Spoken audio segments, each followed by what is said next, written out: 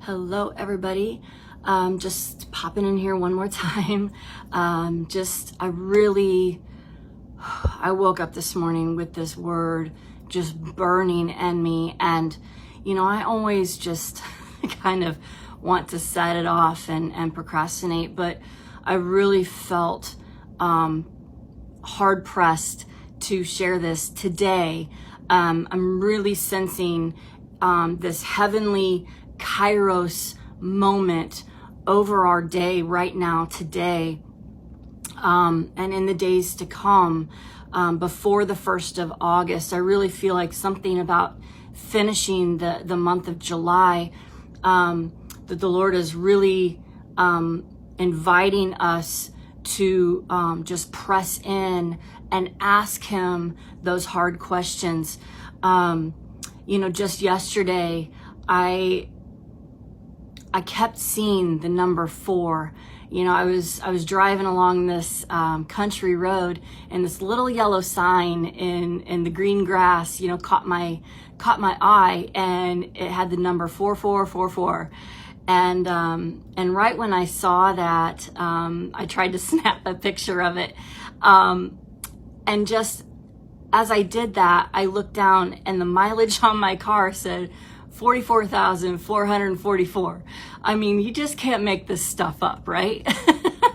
And so I began to ask the Lord, I understand that the number 4 represents an open door. It represents a couple of other things that I'm not going to go into, because really the open door is really what I felt that He was saying to me. And a lot of times, when we're walking through our daily life, we're looking for those open doors for ourselves to step into.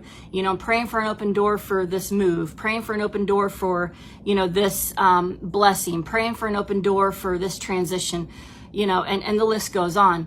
And what I felt Him saying is that, yes, He is opening doors that we've been praying at for a very, very long time that have remained closed, but He is now opening them. Yes, that is part of it.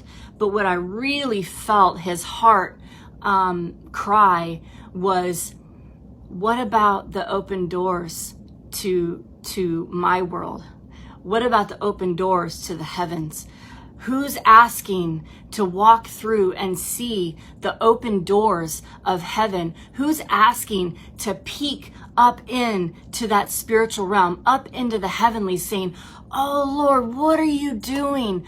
What are you doing right now? I want to see more. I want to hear more. I want to know more of you. I want to step up above my own circumstances to see all that you have for me, to see all that you are doing right now on this earth as it is in heaven. What is it that you want me to call down, not just for my own circumstances, but for everyone else that I'm connected to? How can I call forth their destiny? How can I call forth their blessings?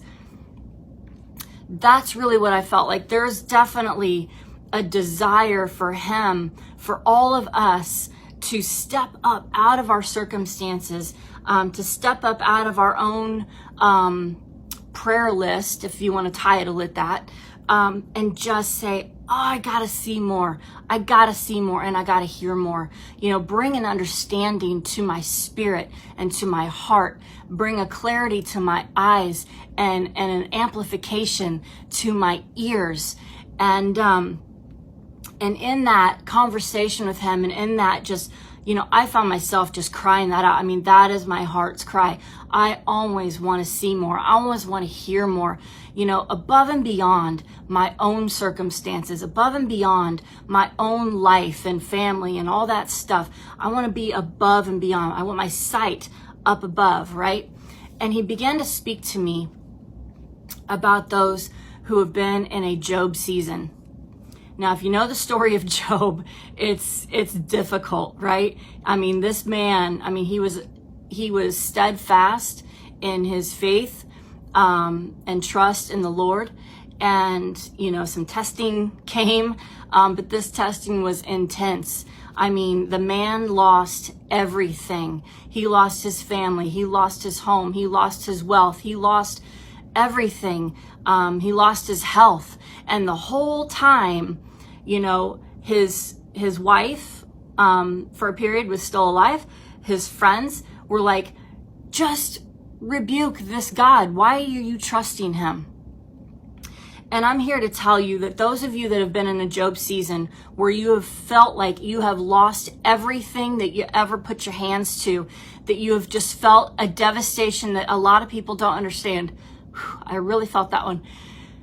You have held steadfast to the Lord. And here's why.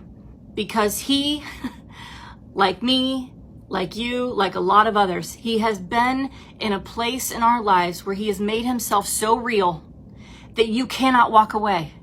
It's like it doesn't matter what disasters come to my life. I cannot deny him because he made himself so real to me at this point in my past, at this point in my life. I know he's a good God. I know my life looks like it's in shambles, but I'm trusting him. I'm trusting him. I'm trusting him. And I'm telling you, in that trust, when everything looks like it's a pile of ash, the Lord is creating such a glory upon you that you are shining in the midst. It may not feel like it. It may feel like you are just busted up, broken down, and can't even breathe. But I'm telling you, his glory is coming upon you, and you are going to shine like you've never shone before.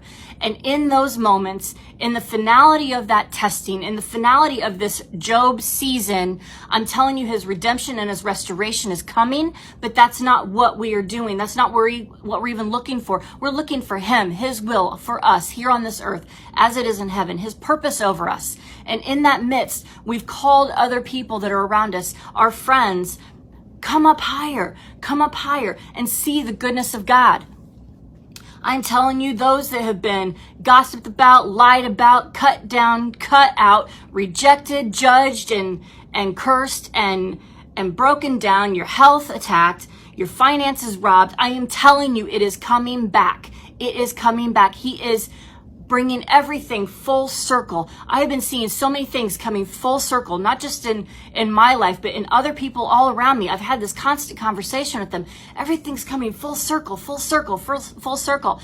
And this is that time. There are people who just reach this moment in time. They're like, I've had enough. I quit. And then there's the ones that are saying steadfast, no, Lord, you have been too real to me for me to give up now. I know you're going to bless me. I know you are keeping me. I know your face is shining upon me, even though my circumstances don't quite reflect it just yet, but they are going to. And all the ones that lied on you, gossiped about you, and all that stuff, they're going to be eating their words because the forgiveness has already come for you in this moment, in this season, in this Job season. And let me tell you one more thing, and I'm going to let you go. I wanted to keep this real quick. Job's trials were about 9 months long. Now, Job could have allowed those trials to beat him down and rip away his faith. I mean, his faith had to have been tested. I just know it was. It was tested. He was tested in every way, shape, and form. But he stayed steadfast, okay? So our trials can either break us or they are going to make us. That 9-month period, those trials birthed and impregnated him with something new, something fresh, a different outlook. And he became someone completely different on the other side of that. You know, in Job 42, it talks about, you know, when Job prayed for his friends, then the Lord blessed him doubly than what he had lost. Now, we don't pray for the reward, but we know that it's coming when our hearts are in line with the Lord's will over our lives, right? So his life was so much greater than it was before the trial. So I'm telling you, this trial, this Job season has not only impregnated you, but you are about to birth that thing, and you're about to walk in through these new doors, not just for you, but for all the ones who have been watching you. And you are peering up above into the doors of heaven and getting a new glimpse, a fresh fire, and a fresh vision over your life and over your destiny, over the purpose that you're walking in. And you're about to see some promises that you've been long awaiting for about to come to pass. Hang on, it's ending, and you are about to begin a new beginning. God bless you guys. Have an amazing day. Bye-bye.